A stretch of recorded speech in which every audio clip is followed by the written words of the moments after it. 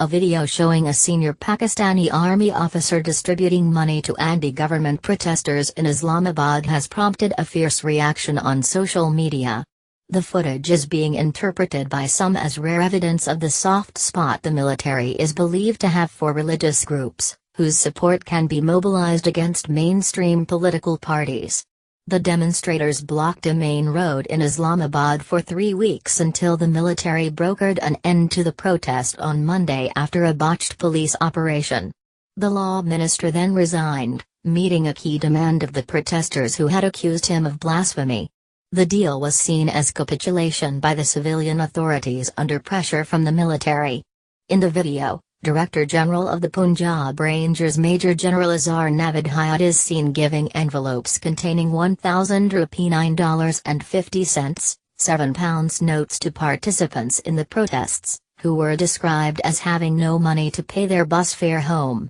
"This is a gift from us to you," the general is heard telling one bearded man. "Aren't we with you too?" He then goes on to pat another protester on the cheek and offers a reassurance that, God willing, we'll get all of them released, presumably a reference to arrested protesters. "This is all we had in one bag. There's some more money in the other," Gen Hayat says, before the footage ends. It's not clear who shot the video, or how it ended up on social media. And there was no immediate reaction from the military, which has long played a prominent role in the country's politics. No politicians from the governing party or the opposition have commented, and TV channels have refrained from running the footage, perhaps reluctant to antagonize the powerful military. The Nation and Dawn newspapers did cover the story but did not headline it, and it got a back-page mention in the Urdu-language Daily Jang. However, there has been fierce reaction from some Pakistanis on social media. Omar Qureshi, a Sama TV journalist, asked whether it was a good use of taxpayers' money. "That's a good use of taxpayers' money. Give some to members of a religious group that had paralyzed Islamabad for days and damaged public property, and killed a policeman." Pic.twitter.com web link. End of Twitter post by @Omar_Qureshi. Taha Siddiqui, a France 24 reporter who recently got into trouble for his frequent anti-military comments, tweeted that the video did not shock him.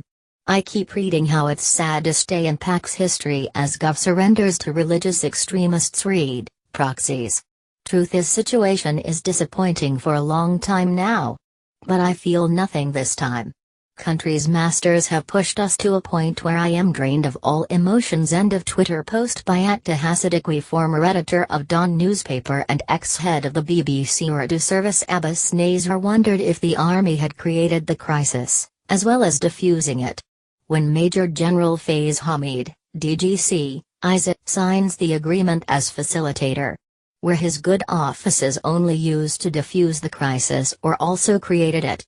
End of Twitter post by @AbbasNasr59. Talat Islam, chief editor of The News, another English-language newspaper, spoke of his frustration at the weekend's events. "The ramifications of caving into that lie will continue to be felt for years. Every extremist group in the country now knows that it only needs to gather a couple of thousand people to blackmail the government into acquiescence. Divided we faulty.co web link. End of Twitter post by @Tidajourno. Perhaps the most witty media comment came from Machi, an anonymous account that has been commenting on Pakistan's unending civil-military tensions. Tweeting in Urdu, Machi made a comical reference to a decades-old allegation by many circles in Pakistan and abroad that the Pakistani military nurtures Islamist groups so it can use them as leverage to extract money from the West.